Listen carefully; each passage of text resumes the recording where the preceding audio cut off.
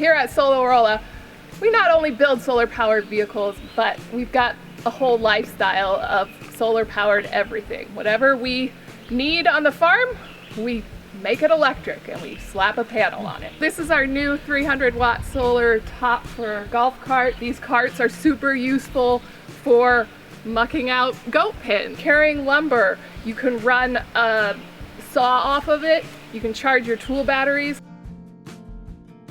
All of our golf carts have inverters.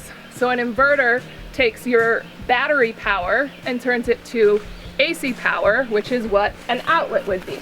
So if you look here, you have an outlet.